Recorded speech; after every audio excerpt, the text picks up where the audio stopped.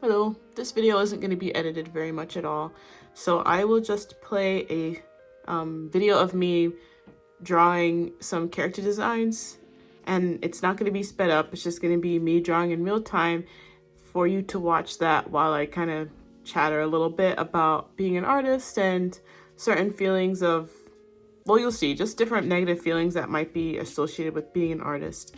So it's a chatty video, and I would love for you to just put it on the background if you're also working on something and want to think about like what it means to be an artist as well. We can just work on something together while I chat away. And if at any time you resonate with anything, feel free to drop that in the comments. I would love that. So feel free to watch, work on anything you want to work on. I would love that. And here's to the video. Hey everyone, it's Sunday night, Monday's tomorrow, where we're gonna go to work again. But as we still have some time in the night, I really wanted to make this video that I've been wanting to make for a while, because I finished watching a video from another YouTuber. Her name is Alicia Renice the Artist. She's a musician, so she makes a lot of videos about like her art making and her music, and she has some poetry stuff as well. And I really just love the vibe of her channel. She really nurtures kind of like a creative environment, which is what I strive to do, because I am also creative and I just love YouTube videos where you can be creative with someone else. Anyway, she made a video a few weeks ago called "I Don't Want a Job, I Want to Make Art." And I read that title, I watched the video, that was the first video I think I saw of hers, but I was like, girl, that is my whole life. Since I've been a child, I've just wanted to make art, and when I found out that it could be a career path, obviously, I went down that road, studied art in college, yada yada. And it's been a winding road of how to make that work financially, and she talked about a lot of things as to what she means when she says she doesn't want a job. Like, she wants to just be creative, and that the world should allow artists to be creative, just like how the world allows, you know, people who have a natural inkling to math. The world allows them to live in their truth, and they have many opportunities to explore math. Some other people are naturally inclined to, like, they're really good at talking with people and they care about feelings. Maybe they go to be a therapist, and that's really valued in society, which is amazing. But people who are more inclined to art when they're younger, it's seen as more of like, okay, always keep that as a hobby, but like, what are you really going to do in school? You have to do something that's valuable to society, meaning something that's valued by capitalism, right? And then so she was talking about like the shame that you feel sometimes when you are an artist. And so I just want to talk about that as well, kind of like getting out of shame, and like why we have shame as artists, because it's something that I experience a lot, and it's something that I'm working on as well. Because I live in the capital of the state that I'm from, and when you live in capitals, like, you just have a lot of like government and a lot of business where I live. And so most people where I live value like business, capitalism. Like, it's New York, right? I live in New York, and New York is known a lot for being like very business minded, a lot of like hustle minded, which is great. But like, I've had people say to my face, like, in job interviews, we can't hire you for art. We can only hire you if you have a degree in like business or accounting, etc., etc., which makes a lot of sense, because it doesn't directly, they don't see how like a drawing ability can directly bring profit to their business, which, you know, I do get it. Like, when you're writing a business, you need to make money, and they're like, well, what good is a good drawing gonna be? Most of the things that I'm ashamed of when it comes to being an artist is one, like, I'm ashamed sometimes to be at my age and not making enough money to have like just like things that I want, because I'm 31 and I live with my brother, so the two of us are roommates. And I sometimes wish I had more money to A, have like a larger savings account, not be having to go paycheck to paycheck. B, go on more trips. I do go on trips as much as I can, but I wish I can go on them whenever, like, and have money not be a problem. Just go on trips and have spending money galore. Um, and then another interesting thing about shame as an artist is sometimes I'm even ashamed to tell people that I'm an artist, like, especially where I work. I don't tell people really because I feel like, like, I want to keep my art life and my work life separate. I don't know. Sometimes I feel like people look down on you more if you say you're an artist. They kind of think of it like as a kiddie thing and that you should grow out of it when you're grown up. And I think sometimes people get the wrong idea. They'll think that, oh, you're an artist, that means you're flighty, that means you're irresponsible, that means you don't have any money, that means you are not realistic, I think. And so because of that, I tend to not tell too many people when I meet them, like, or if I go dating, that's not like the first thing that I say is that I'm an artist. But I'm honestly trying to change that because, like, I'm very proud to be an artist, like, and I'll talk more about this in other videos, but like, I have worked on children's books, different learning material. My illustrations are on there, and without those illustrations, like, what kid is going to pick up a book with just words? Like, you need art to inspire kids' minds, people's minds, not just kids. And I also did some storyboarding for small studios for a while, but they were always freelance. But still, that's experience that helped the studio see their vision come to life. And it's extremely valuable skill. Like, just think about my state. I live in New York. I don't live in New York City. I live upstate. But even people go into New York City, like, who goes to New York City to go visit Wall Street and just go inside of a bank? Like, nobody does that. People go to New York City for the art. You're going for a museum. You're going to see like the sights, eating the food, which one could argue is also another form of art. But yeah, art is extremely necessary, and what would we be without art? Like, there's no reason to feel ashamed. And those things that I mentioned earlier about thinking that people would see me as like irresponsible or being broke or not a mature person because I'm an artist doesn't really mean anything. And I've started to notice too that that's really my like projection on people. Like, if you don't give them a chance to form their own opinion, you can't assign opinions to people.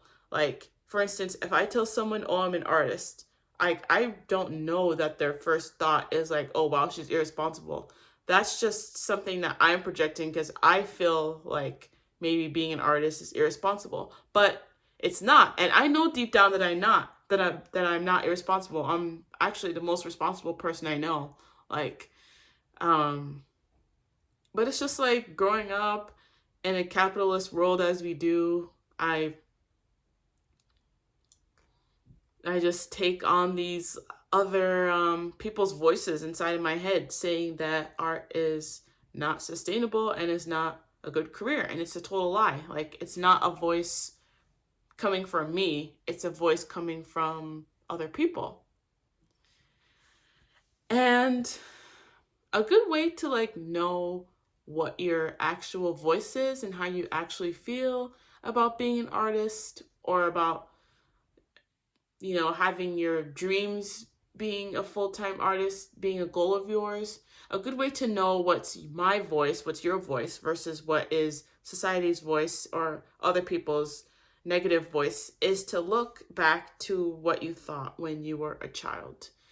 When you're a child and you gravitate towards something, or you feel joy with certain things, that is your personality. That's your natural state of being. Because being a kid is your untouched like self. It's your blank slate that you were just programmed with from birth. And then as you grow up, voices start coming into your head and start telling you otherwise. But just think, how did you feel about art when you were a kid? Most kids, if they are into art, will gravitate towards that at an early age and just keep doing it and doing it. If you interview any of the great artists, any artist you know, most of them say that they've always been drawing, they've always loved it. They've always had something in them that allowed them to create. They've always had something that they just had to do it, no matter like who told them not to. They were always drawing on their notebooks. I was always drawing on the school bus, like on my way to school. I was drawing at church. My mom had me go to church every Sunday with my family. I was drawing all the time. I always had a stack of paper in my bag, and I always loved it. And that's what's valuable. Like, your creativity is valuable for yourself. Obviously, it's a great coping mechanism. It's a great way to relax. But, and this is something that Alicia talked about as well, is that art sets people free, and you being an artist sets other people free. Like, you walking in your own truth makes other people want to work in their own truth. And this is true because I've seen it firsthand. Like, I've always been someone that strives for my goals, always been someone that has always known that I wanted to work in art full time, and it's my greatest passion, like, to just have a community of artists around me. And I've always been trying to do that, despite what my day job is. I don't care. I've always come home to do art, and I always wake up in the morning before my work to do art. Art is always number one for me. And other people seeing that I put my art before everything else, it makes them think to themselves, oh, Melissa puts her passions before all else. Like, what's my passion? What do I want to do? And just by being the person that I am, authentic to myself and my art, I've had friends decide to go to law school. I have a friend that always wanted to do it, and she like just never thought she could do it. So she just, she stopped her ambition, but she went right back to it. And now she's actually applying to law school again because she sees how motivated I am to do my art. She went back to law school. I had a friend when I was going to college, she was going to college for something else, but she was like, I really don't want to do what I'm going to college for. Let me switch and be an art major. And she majored in 3D art, and she got really good in it, and she has multiple jobs as a 3D artist, and she's fine with that. And I've had people ask me to teach art classes at libraries and stuff, and the kids usually, they see how passionate I am about art, and they want to get passionate about art too. So yeah, all I'm saying is, like, if you're an artist and you feel the voices of shame about being an artist, and sometimes you're afraid to tell people that you're an artist because of the shame that you feel, just know that it might be you projecting onto them. Maybe they don't have negative feelings about you being an artist. It's just the voice that society or someone else has told you to feel about art. Art is very, very valuable. Like, I could go into why I think it's valuable, but it is. And you being an artist will set people free. They will see your passion, and they want to also live their life in passion. And some people live their whole life trying to find, like, what they're passionate about, what they want to live for. At least as an artist, usually, like, I will live to tell my stories. I will live to create. I feel that way.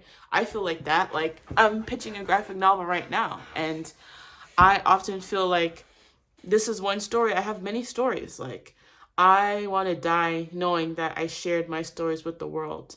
And do you know the amount of people that go through their whole life wishing that they felt so strongly about something? You should feel really proud and happy to know that you feel that way about anything, and that it can make you happy. To have something to make you happy in life is great, because there's going to be times in life when it's sad, and you need something to uplift you. And if you know that art will always make you happy, that's great. So yeah. Um so in conclusion, I guess, obviously we still have to have day jobs, we still have to make our money somehow, but when you come home from your day job, or when you get a break, a few days off, just make time for yourself to pour into yourself and pour into your art practice. And like, don't give up on your dreams of trying to be a full-time artist. I'm not giving up on my dreams. I think I just had to realize that it might take longer than I thought. I'm 31 now, and I thought I would be a full-time artist already. But it hasn't happened yet, and I'm going to keep working on it and keep just putting my work out there and making a graphic novel. Now I have this YouTube channel. I think the trick is to just keep trying different things. Keep trying. Like, and even if you die trying, then, oh well, like, you died trying. You know what I mean? Like, the battle is not done until you say it's done, and it's not over until you've won, right? And I mean, like, other people get to live their passion, like doing their job. Some people are very passionate about the medical field. Some people are very passionate about engineering. Why can't artists be passionate at their job as well? Whether that be working for themselves or having a really successful side business. Like, you deserve to be passionate, happy, and successful. And you shouldn't let capitalism or any other person's voice tell you otherwise. And I mean, I'm talking to myself as well, which is why I kind of made this video, and why Alicia as a video stood out to me so much. She basically said, I don't want a job, I want to make art. And that's me as well. But for now, as I do have a day job, and you watching this, you might also have a day job. I think it's just nice to have motivation sometimes and know that you are not giving up. You're still going by. You're still working on having art be like most of your income.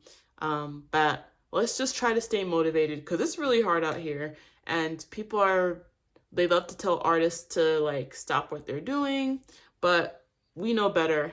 We're going to keep trying for this. And I guess this is just my encouragement to you. Like, go out there, work your job, and make art. Make art this week. Come back from work, make some art. Like, let's keep at this. You know what I mean? Let's keep at this. That's all I want to say for today. Night.